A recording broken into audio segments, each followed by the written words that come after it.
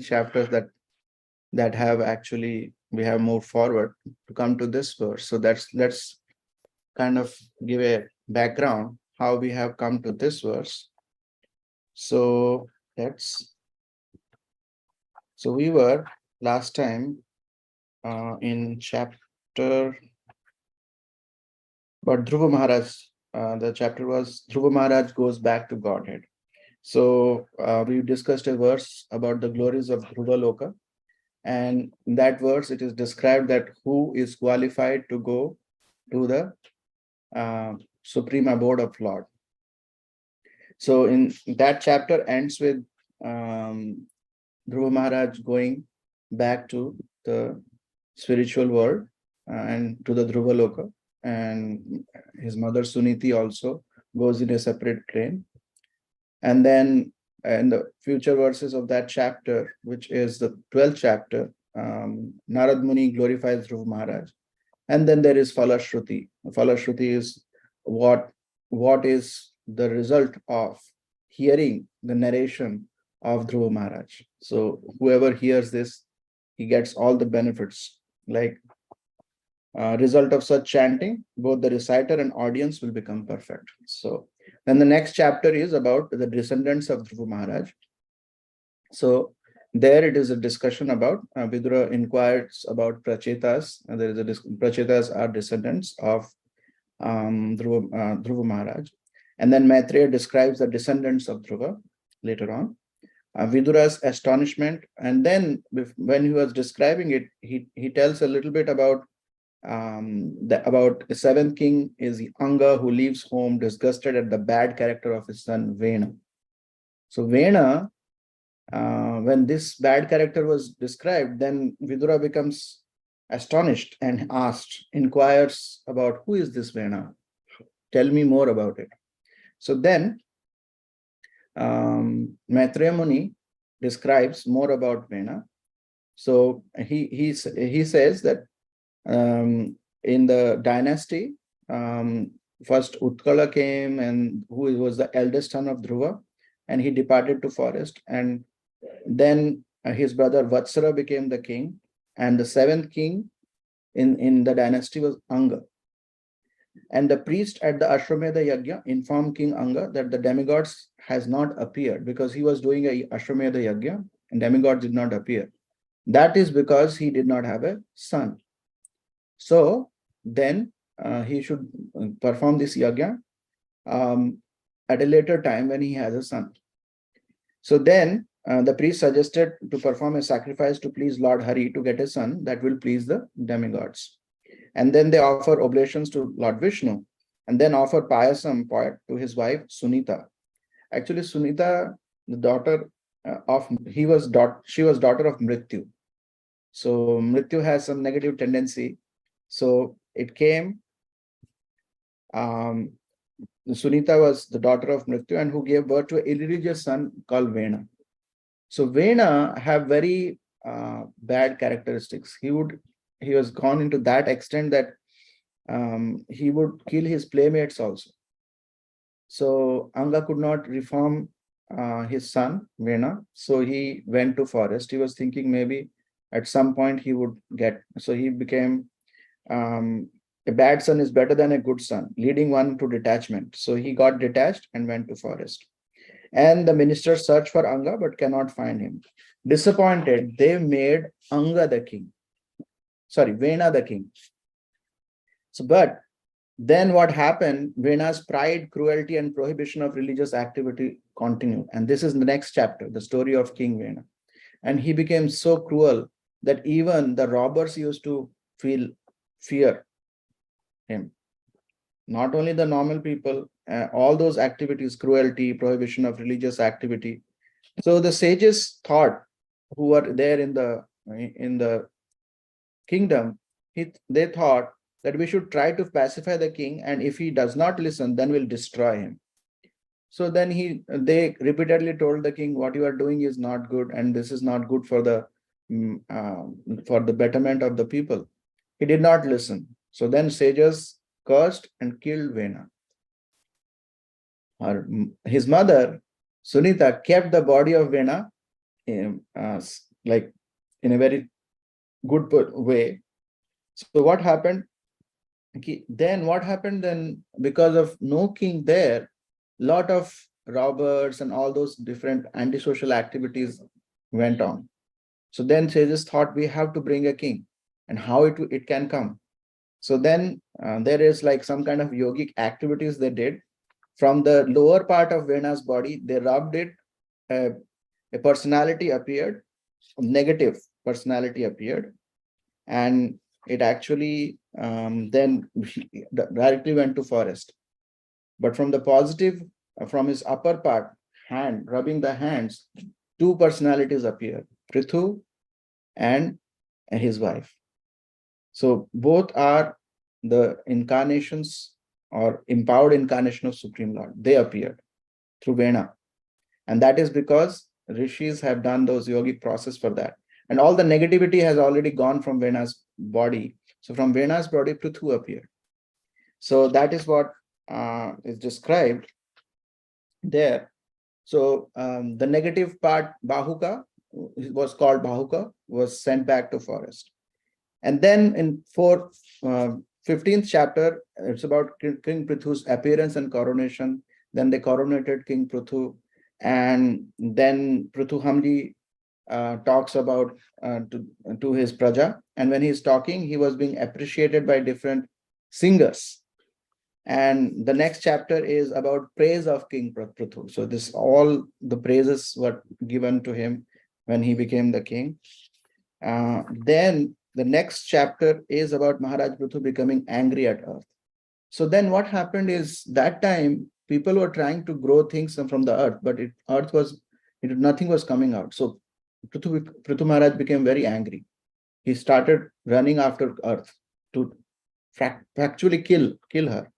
But she feared, and later on realized that Prithu Maharaj is the empowered incarnation of Supreme Lord. So she went and surrendered. And after she surrendered, then Prithu Maharaj did not kill her, then asked why you are doing that.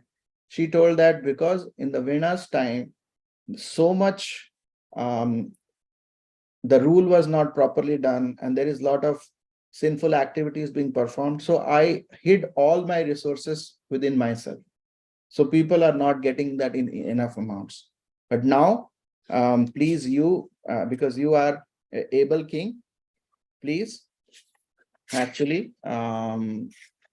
first she offered prayers, and then she told that you do these activity. For example, you can use the prescribed method and anyone can have desired results. So then what he did is, earth first explains the reason behind hiding seeds, and then taking the seed out by standard method, and then leveling the ground and grow all the vegetation. So again, this thing happened. So Prithu made the earth flat and founded towns, cities, etc., and care for citizens as a father. So everything returned in Prithu. So Prithu Maharaj milks the earth planet is that chapter. And then 19th chapter is that King Prithu, after doing these activities, he started doing horse sacrifice or Ashwamedha Yajna. So he performed 99 Ashwamedha Yajnas. And when he was going to complete the 100th one, there was a hindrance by Indra, because as you may know, one can become Indra by performing 100 Ashwamedha Yajnas. One can qualify to the post of Indra. So Indra was fearful that his position may go. So he is totally attached to his position. So he stole the horse and do different activities. So much so, not one time. He did it like 2-3 times.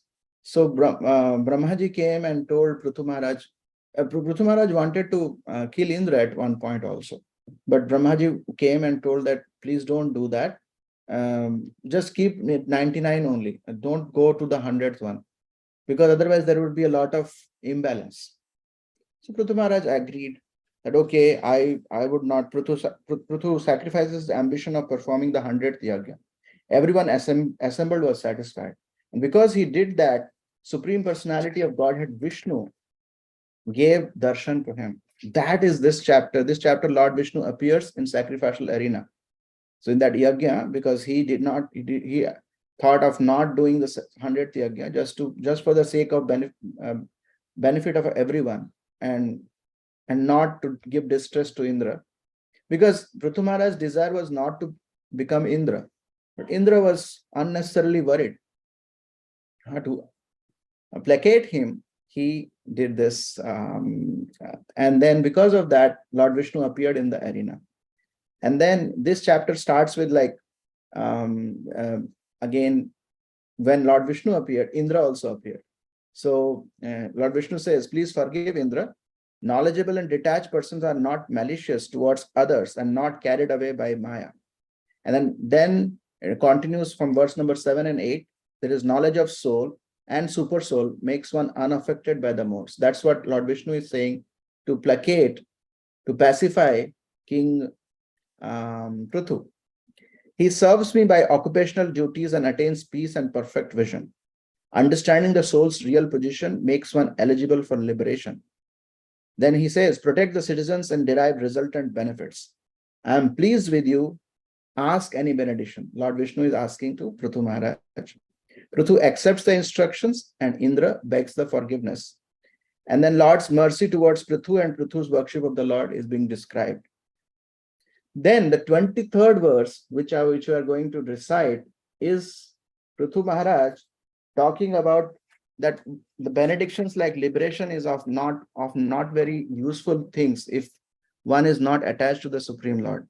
So that is being described in this verse. And from this verse, Prithu Maharaj is praising the Supreme Lord and also saying that what benedictions are useful and what are not. So this is actually about the benediction. So let's recite this verse. Pruturuvacha Varan vibhotvad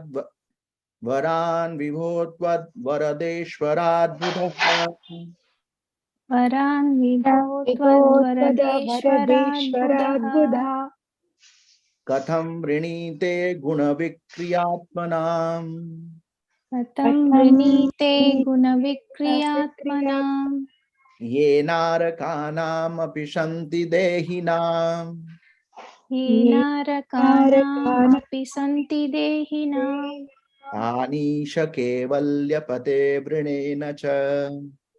Tanisha kaivalya pate vrinena cha. One more time.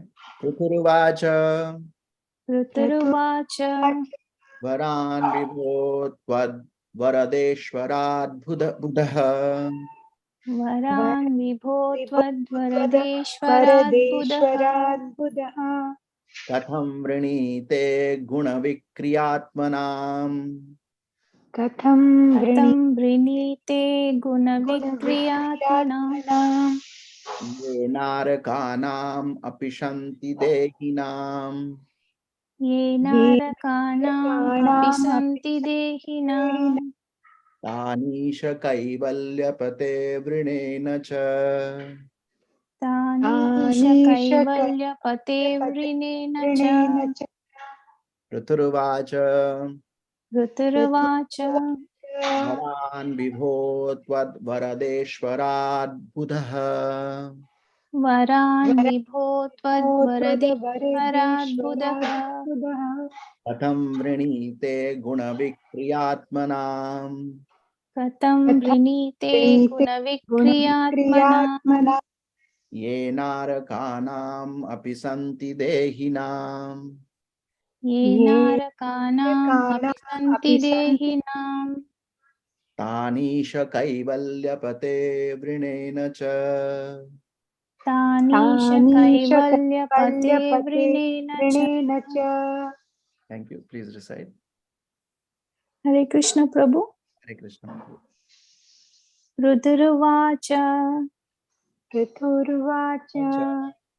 Varan vibhotvad varadeshvarad buddha Varan vibhotvad varadeshvarad buddha Katham vrinite guna vikriyatmana Katham vrinite guna vikriyatmana Yenarakanam api santi dehinam Yenarakanam api santi dehinam तानीश कैवल्यपते वृणेन च. तानीश कैवल्य पते व्रणेन च. Thank you, Prabhu. Hare Krishna. Hare Krishna Prabhu, I can try. Raturuvacha Vacha. Varan vibhotvad Varadeshwarad Buddha वरान् विभो तद्वरदेश्वरात् बुधः. Katham Vranite Gunavikriyatmanam कथं वृणीते गुणविक्रियात्मना. Ye Narakanam Api Santi Dehinam ये नरकानाम् अपि सन्ति देहिनाम्. Tanisha Kaivalya Pate Vranena Cha. तानीश कैवल्यपते वृणेन च. Hare Krishna.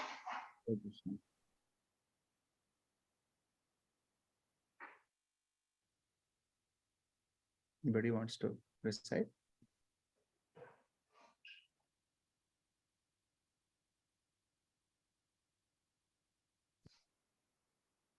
Otherwise, let's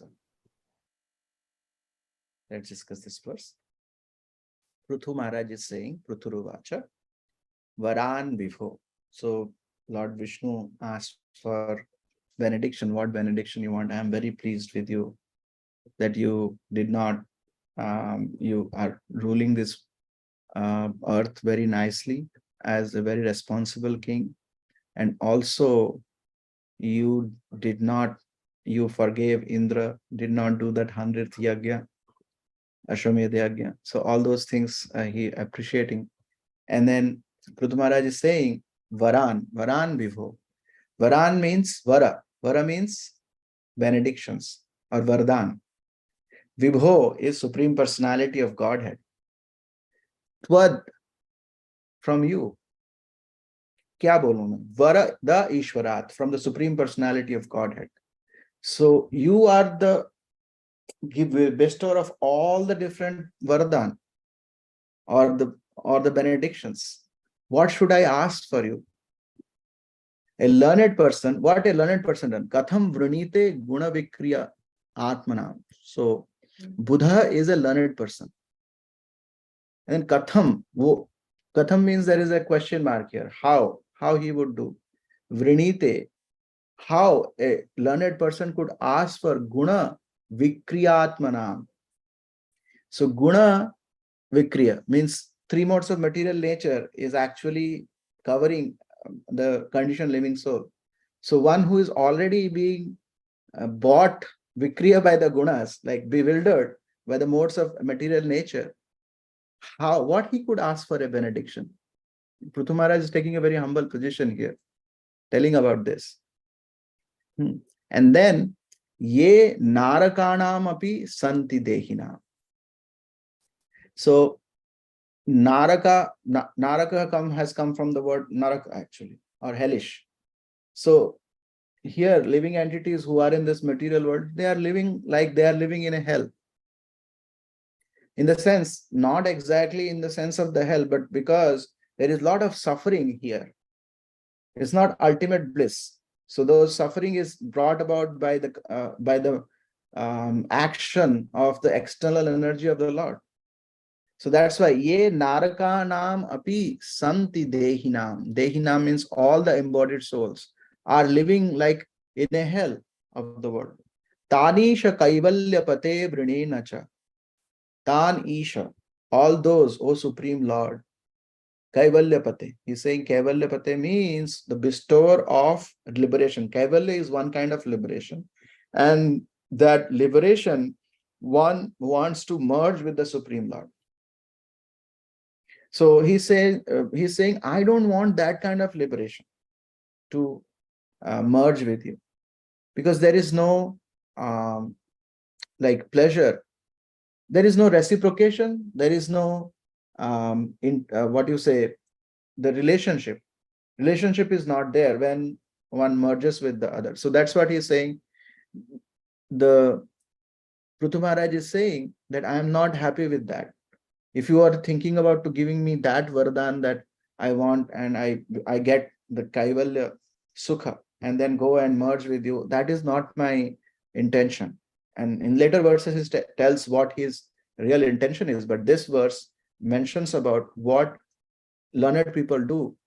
They, what they would ask for, rather than, what to say, other than, not rather than, other than the lotus feet of the Supreme Lord, which is not defined here, which will come in the later verses, but this is just paraphrasing it. So let's read the translation now.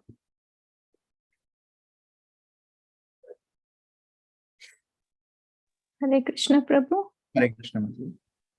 My dear Lord, you are the best of the demigods who can offer benedictions. Why, therefore, should any learned person ask you for benedictions meant for living entities bewildered by the modes of nature? Such benedictions are available automatically even in the lives of living entities suffering in hellish conditions. My dear Lord, you can certainly bestow merging into your existence, but I do not wish to have such a benediction. Hare Krishna. Hare Thank you, Krishna. Prabhu. Thank you, Mataji. So Srila Prabhupada very nicely paraphrases it. Says Sarveshwara is here. There is a term was there. Tvad Ishwara Ishwarad. You are controller of many Ishwaras. So here it says you are the best of the demigods who are kind of, and then who can offer benedictions. So why therefore should any learned person ask for a benediction? Because it's already being offered. Because like we are getting it by demigods, we are getting everything. Like we are getting the sunlight, we are getting the water, we are getting all the resources. So this is all for living entities. Why I ask for a benediction which is meant for all living entities? It is available automatically. Whatever benedictions you are giving, that's why they are living in this material world. What I want to ask, which is not mentioned in this verse, is beyond these things. I want your supreme, I want your devotion. I want the love that I should have for you. So that is what he wants. Then he says, my dear Lord, you're certainly, you can bestow merging into your existence, but I don't want that, because that doesn't give me pleasure. So let's read the purport. Hare Krishna. There are different kinds of benedictions according to a person's demands. For karmis, the best benediction is promotion to the higher planetary systems.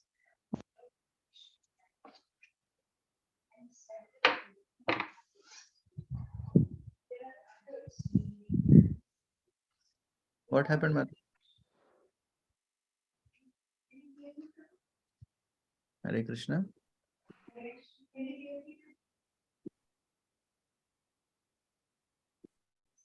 Did we lost Mataji? Can you hear me, Prabhu? Yeah, I can hear you. Okay, sorry, I think there was some issue. I'll read from the start. There are different kinds of benedictions according to a person's demands. For karmis, the best benediction is promotion to the higher planetary systems, where the duration of life is very long and the standard of living in happiness is very high. There are others, namely Gyanis and Yogis, who want the benediction of merging into the existence of the Lord. This is called Kaivalya. The Lord is therefore addressed as Kaivalyapati, the master or lord of the benediction known as Kaivalya. But devotees receive a different type of benediction from the Lord. Devotees are anxious neither for the heavenly planets nor for merging into the existence of the Lord. According to devotees, Kaivalya or merging into the existence of the Lord is considered as good as hell. The word Naraka means hell. Similarly, everyone who exists in this material world is called Naraka because this material existence itself is known as hellish condition of life. Prithu Maharaj, however, expressed that he was interested neither in the benediction desired by the karmis nor that desired by jnanis and yogis. Srila Prabodhananda Saraswati Prabhu, a great devotee of Lord Chaitanya, describe that Kaivalya is no better than a hellish condition of life. And as for the delights of the heavenly planets, they are factually will-o'-the-wisps or phantasmagoria. They are not wanted by devotees. Devotees do not even care for the positions held by Lord Brahma or Lord Shiva, nor does a devotee desire to become equal with Lord Vishnu. As a pure devotee of the Lord, Prithu Maharaj made his position very clear. Hare Krishna. Thank you, Madhuri. So here, Srila Prabhupada starts the purport so beautifully. Srila Prabhupada ki jai. So as we have discussed previously, also there are three kinds of persons in this world: karmis, gyanis, and yogis. Karmis are persons who are after sense gratification. Whatever they want to do, they want some result in return. So that is their fruitive results in return. That is their main motto. We are doing something, we should get something out of it. That is the nature of karmis.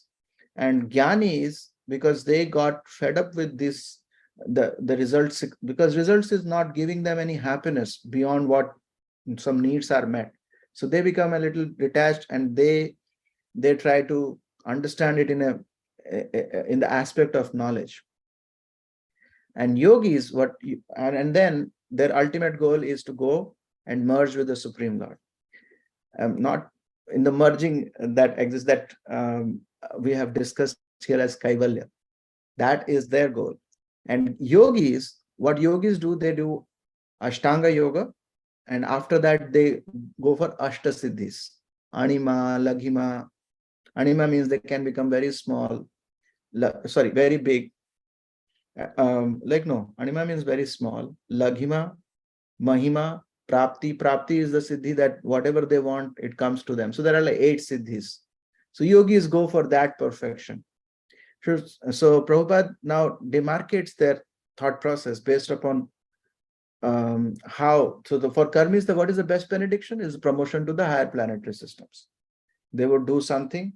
So, and some punya is there, and they would go to and because they also are attached to the karma kanda portion of the Vedas, so they can go to the higher planetary systems where the duration of life is very long and standard of living and happiness is very high. That is the heavenly planets. There are others, namely Gyanis and Yogis, who want the benediction of merging into the existence of Lord. So even Yogis want to merge. At the end, their liberation is to merge into the Jyoti of the Lord. That is Brahma Jyoti.